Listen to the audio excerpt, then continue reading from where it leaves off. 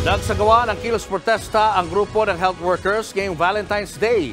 Panawagan nila itaas ang sahod at ibigay na ang kanilang health emergency allowance. Nasa frontline na balitang yan si Justine Punsalang. Bit-bit ang mga itim na placard na hugis puso. Nagsagawa ng Black Hearts Day protest ngayong araw ng mga puso ang health workers mula sa mga pribado at pampublikong ospital. Daing ng private health workers, 4 na taon na mula nang nagsimula ang COVID-19 pandemic. Pero hanggang ngayon, hindi pa rin daw na ibibigay ang emergency health allowance ng marami sa kanila. Aabot daw sa 170,000 pesos kada health worker o katumbas ng 15 buwang sahod ang hindi pa rin nila natatanggap.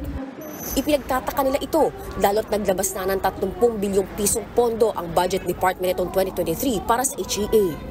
Mayroon pa raw 14 billion pesos na natitirang babayarang allowance ang Department of Budget and Management sa mga pampubliko at pribadong ospital.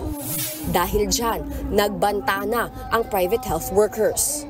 Isang araw kami hindi papasok para mapakita naman sa kanila kung ano yung kalakasan ng health worker. Talagang grabe na ang gobyerno natin. Kailangan pa ba tayo pahirapan? Pera naman natin yan. Pinangako nila sa amin yan.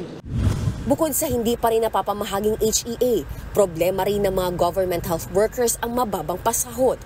13,000 pesos lang kasi ang buwan ng sahod ng salary grade 1 health workers. Hindi sapat para sa pang-araw-araw nilang gastusin.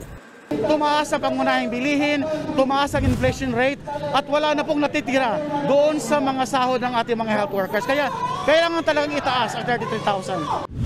Panawagan ng grupo, mismong si Pangulong Bongbong Marcos na ang umaksyon sa anilay hindi makataong sahod ng public health workers. Napapanahon na rin daw na tapusin na ang kontraktualisasyon sa mga pampublikong ospital. Yung mga contractual natin, job orders, contract of service, ang tinatrabaho nila yung mga regular din na trabaho ng mga regular employees. At dapat din, dahil buhay ang pinapangalagaan, magkaroon talaga ng security of tenure at magkaroon ng mass hiring with plantilla positions.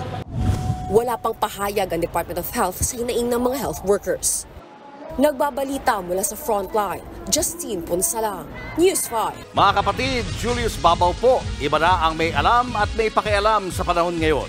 Para sa Frontline ng mga balita, mag-follow at mag-subscribe sa social media pages ng News 5.